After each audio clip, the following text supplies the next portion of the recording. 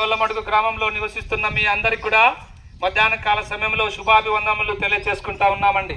ఎంతో దూరం నుంచి ప్రార్థనా పూర్వకంగా దేవుని సన్నిధిలో కనిపెట్టి మీ గ్రామానికి మేము సువార్తకు వచ్చినాం.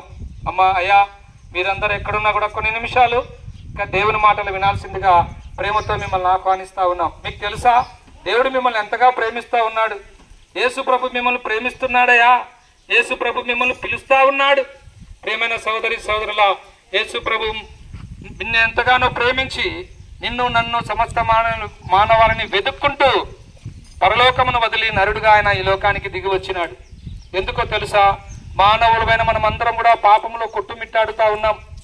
ఈ పాపాన్ని బట్టి మానవులమైన మనందరం నెమ్మది లేకుండా, శాంతి లేకుండా, సమాధానం లేకుండా జీవిస్తూ ఉన్నాం.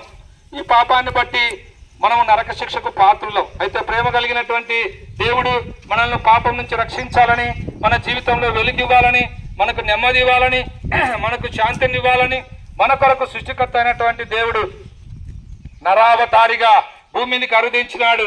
ఆయన యేసుక్రీస్తు ప్రభుల వారండి.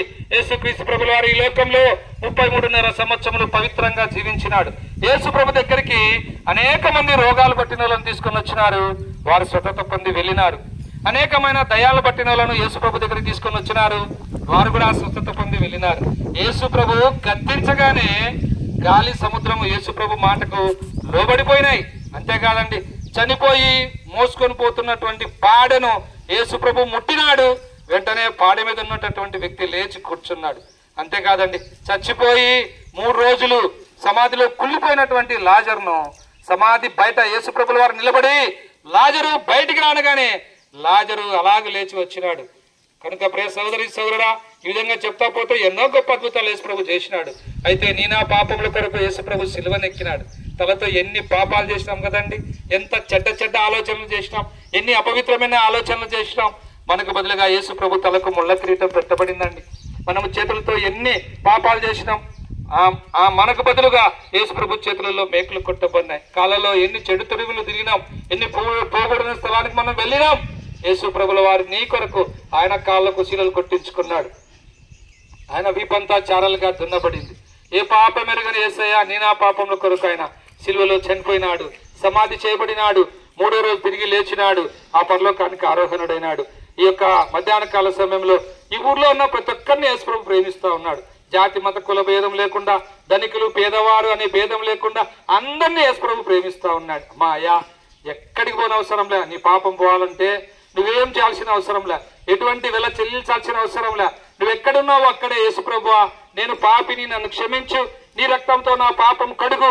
ఒక్క చిన్న ప్రార్థన చేసుకో, యేసు రక్తం ప్రతి పాపం నుంచి నిన్ను కడిగి పవిత్రులుగా చేస్తుంది. నీ హృదయం శుద్ధి కాబడుతుంది. నెమ్మది చూడగలవు, శాంతి చూడగలవు, సమాధానం చూడగలవు. అయ్యా ఇదే నీకు సమయం, ఇదే మిక్కిలి అనుకూల సమయం, ఇదే రక్షణ దినం. కనుక ఈ విధంగా కాక పాప జీవితంలో కొనసాగితే నిత్య నరకం, అగ్నిగుండం, పాతాళం, ఎవ్వరు నిన్ను తప్పించలేరు, ఎవ్వరు నిన్ను రక్షించేవారు లేరు. కనుక నీలో జీవం ఉండగానే నీళ్ళు చక్కదిద్దుకో.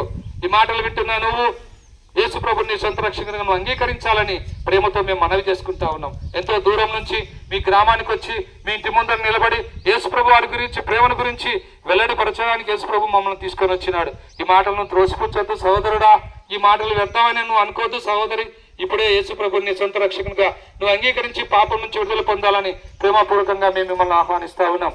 ప్రభునేశ్వరుని విశ్వాసం ఉంచండి, అప్పుడు మీరును మీ ఇంటి వారిని గొప్ప ఆత్మరక్షణ, పాప క్షమాపణ, పరలోక రాజ్యం మీరు పొందగలరు.